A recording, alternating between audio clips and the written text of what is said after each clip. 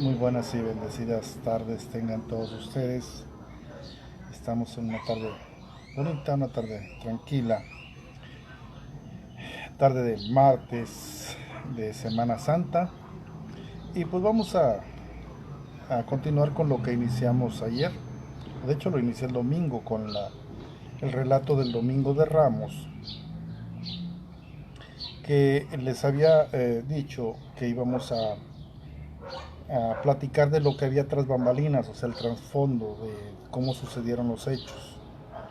Eh, tenemos predicaciones, bastantes predicaciones acerca de lo que sucedió en estos días, pero quisiera yo complementarlas con cosas que normalmente no se dicen, ¿sí? Con cosas que no tomamos muy en cuenta, que viene siendo el ambiente que había alrededor de los sucesos acontecidos en la semana mayor de hace casi 2000 años, ¿sí? Entonces vamos a tratar de entender el contexto, ¿sí? Nos quedamos ayer en que Jesús había llegado al, al templo y había mostrado su autoridad, volcando las mesas de los cambistas. Dijimos que se hizo un azote de cuerdas, eso era una señal de autoridad, aunque no lo usó en contra de la gente, este, pero él estaba mostrando que tenía autoridad. Sus palabras hablaban también de autoridad y sus hechos hablaban de autoridad. ¿Por qué? Porque también no solamente dijo o mostró que tenía autoridad, sino que sanó ahí a algunos ciegos y paralíticos, o sea, había gente que venía de muchas partes, de muchas ciudades lejanas, vaya, a celebrar la fiesta de la Pascua, pero pues ellos habían escuchado de Jesús, pero no lo habían visto. Ya lo habían visto, lo habían escuchado y también lo, eh, lo vieron actuar, ¿sí? Ya vieron el milagro o los milagros que ellos habían escuchado que Jesús hacía. Y entonces Jesús se retira, ¿sí? Se retira de ahí, de Jerusalén, se va para Betania. Y vamos a ver lo que sucede el martes. Dice la escritura, si tomamos en cuenta Marcos 11:20, dice que en la mañana del martes Jesús y sus discípulos salen de Betania, donde se había quedado, donde había pasado la noche, hacia Jerusalén. ¿Okay? Y al ir pasando vieron por ahí la higuera que Jesús había maldecido un día antes y estaba seca, ¿sí? Y ahí Jesús más bien le preguntan acerca de eso a Jesús. ¿Cómo es posible que hayas maldecido esta higuera apenas ayer y ya está totalmente seca? Y ahí habla acerca de la fe, creer en Dios. Miren, si ustedes tuvieran fe como un grano de mostaza, o sea, les empieza a enseñar algo acerca de la fe. Jesús está más abocado ahora a aumentar la fe de sus discípulos porque ya les dije yo que iba a haber un cambio, o más bien Jesús ya había cambiado el mensaje. Sabía él que ya no se iba a sentar en el trono, sino que iba a ir a la cruz. Los discípulos eran los que todavía no entendían eso, todavía no lo entendían.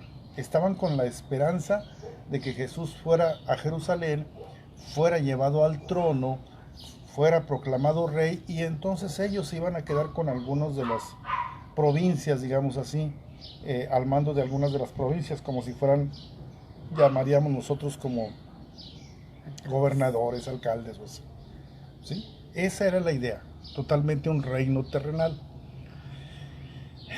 Pero bueno, ahí Jesús les habla acerca de la cuestión de la fe. Yo hice eh,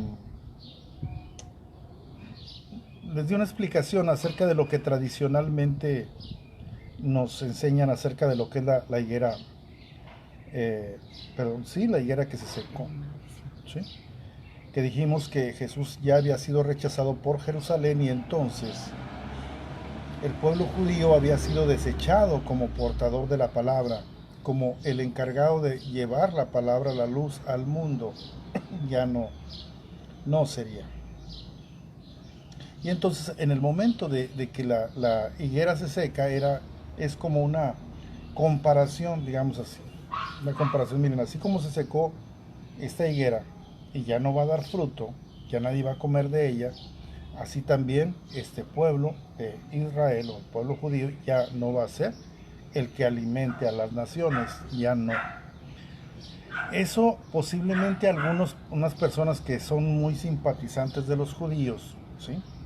Que del pueblo judío, no les va a gustar. Yo no soy tendencioso ni hablo en contra de los judíos ni en contra de los judíos cristianos o mesiánicos. No lo hago, no, vaya, no estoy abocado a hablar tendenciosamente a favor o en contra de alguien. Y les voy a decir esto, miren. En el año 70 se cumplió lo que Jesús dijo, ¿sí?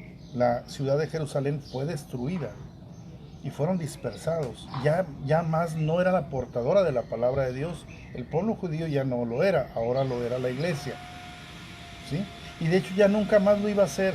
El pueblo judío ya no lo iba a hacer. Ahora todo se centra en Cristo y cuando Cristo regrese se va a seguir centrando en Cristo, aunque el pueblo judío se va a reunir para poderlo recibir. No es algo en contra del pueblo judío. Fallaron, bueno, ya fallaron, ¿sí? Ahora, muchas veces podemos decir, bueno, fallaron los judíos y nosotros la iglesia, pues ahora somos los preferidos de Dios. Pero vean lo que dice Romanos 11:17.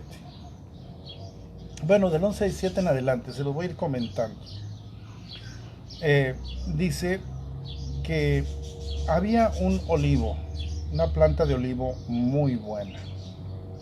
Y tomó el propietario, digamos así, el labrador, tomó del olivo que era silvestre, lo injerta en el olivo que era de buena calidad, cosa que es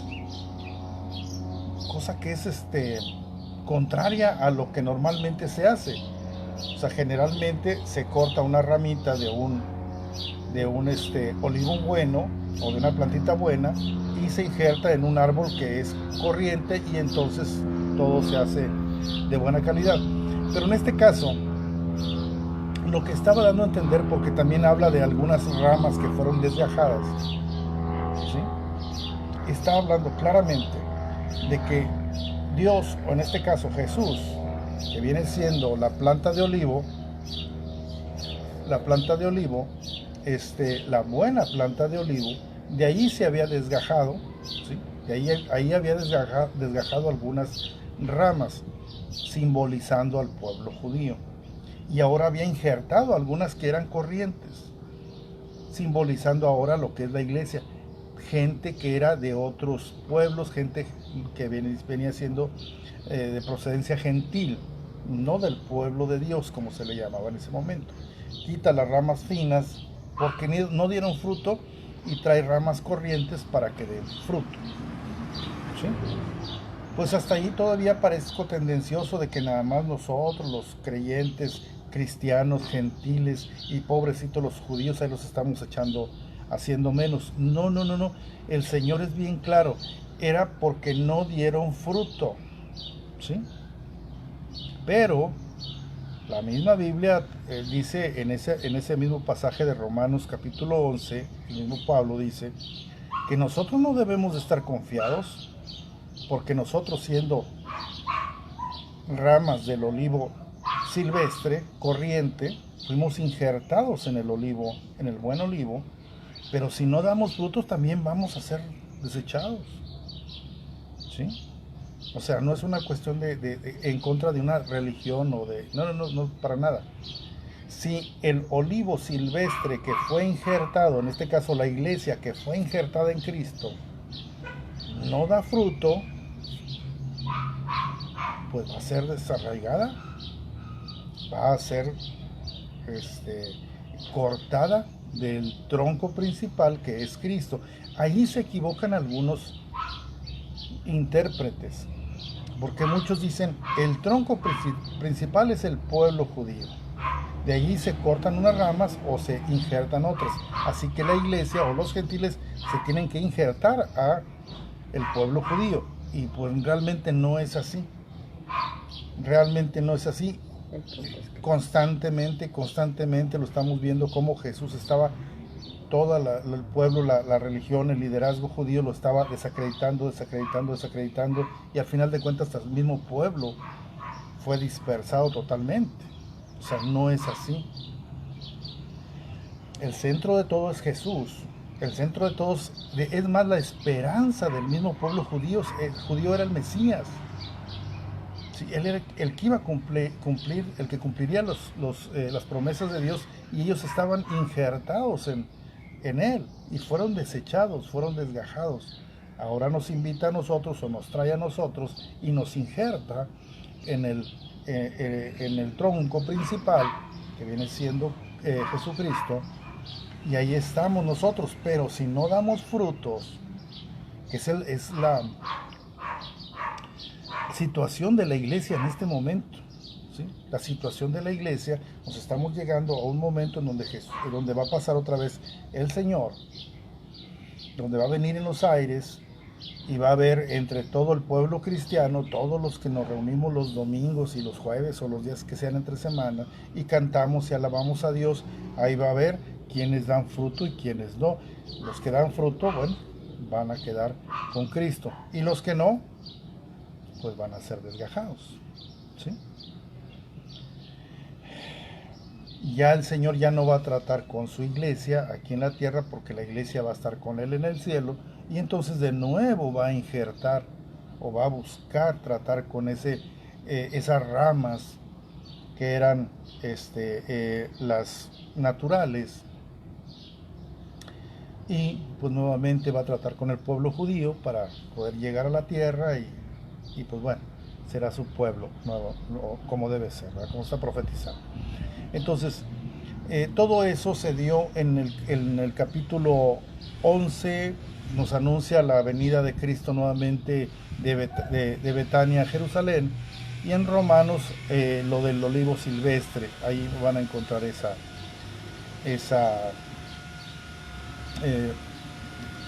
parte bíblica, ¿sí? Pero vamos más adelante. ¿Qué sucedió básicamente el martes? El martes fue un día de confrontación, ¿sí? Ahora llegó Jesús y es un día de pleito, donde los mismos fariseos, saduceos, herodianos y todos aquellos líderes, aquellos enseñadores, aquellos sacerdotes, se juntaron para desprestigiar a Jesús, ¿sí? Lo quisieron desprestigiar. A vista del pueblo, lo quisieron poner en mal.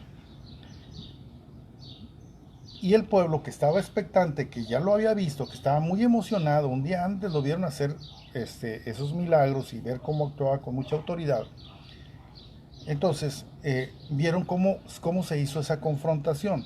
Básicamente lo podemos encontrar en Mateo capítulo 23, pero desde el capítulo 21 empieza la confrontación, ¿sí? Jesús le empieza a hablar a la gente. Obviamente ahí estaban los líderes, esos fariseos y saduceos, ahí estaban. Entonces Jesús les empieza a hablar de los labradores malvados, ¿sí? De aquellos que se les encargó a que labraran, que cuidaran una tierra, y cada vez que mandaba el Señor, el dueño de la tierra, hay alguno de sus enviados, de sus ayudantes, para ver cómo iba todo, se los golpeaban. Y por fin se cansó ese señor, dueño de la tierra, y mandó al hijo y se lo mataron. Entonces obviamente dijeron todos, no, pues es que, ¿qué merecen esos labradores malvados? si les están mandando enviados para que le informen al dueño de la tierra cómo está todo y se los golpean, ahora mandó al hijo y lo mataron, ¿cómo creen que va a reaccionar? Obviamente se los estaba tirando a los encargados del pueblo, que eran los encargados de labrar esa tierra, de cuidar ese pueblo y todo, y cada vez que mandaban un profeta, el Señor mandaba un profeta, se lo mataban. Y ahora que mandaba al hijo, también lo iban a matar. Obviamente los estaba provocando, los estaba encarando, los estaba echando, digamos, diciendo sus verdades enfrente de todos, y esto claro que no les gustó. Les dijo otra de las parábolas, la de los dos hijos, la parábola de las fiestas de bodas. En todas ellas era, algunos no van a entrar a la fiesta, o algunos fueron desechados, o algunos se quedaron en otro lugar. Esos para un lado, y esos siempre eran haciendo referencia al liderazgo judío, ¿sí? Obviamente estaban enardecidos y la gente estaba confundida. ¿Por qué?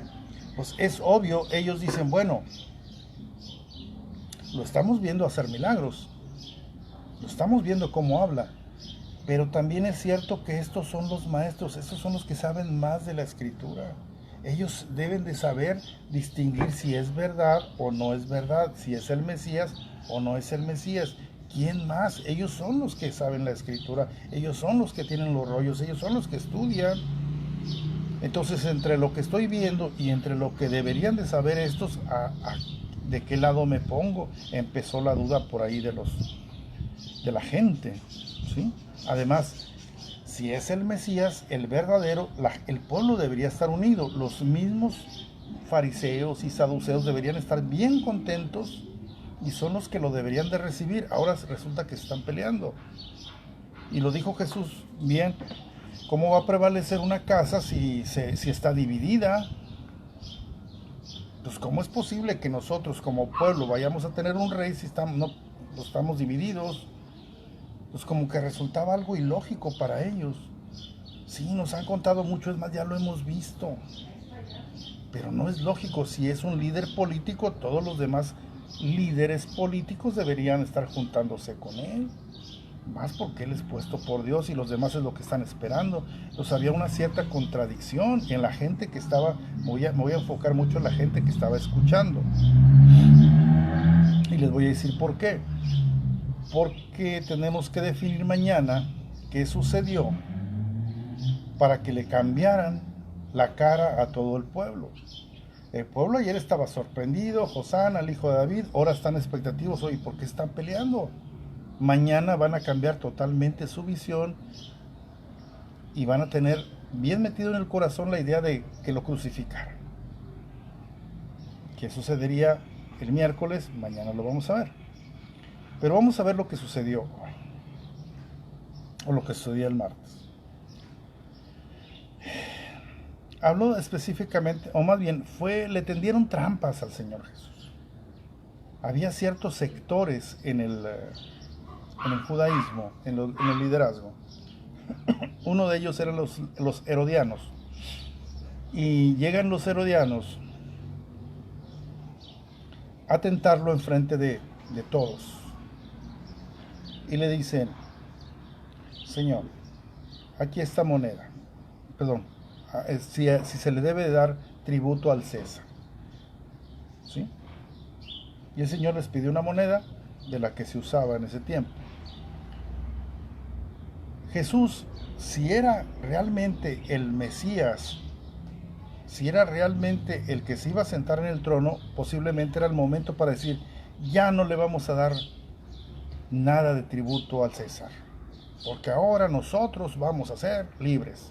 Y entonces esa declaración iba a servir para que los romanos vinieran y lo prendieran y se lo llevaran, por sedición, por ser alguien que está en contra del César. Le pusieron esa trampa enfrente de todos. Y el Señor toma la moneda, dice, a ver, ¿de quién es esta cara que está aquí en esta moneda? Pues es del César. Pues denle al César lo que es del César y a Dios lo que es de Dios. Y están hablando de dinero por aquellos que dicen que no se debe de diezmar.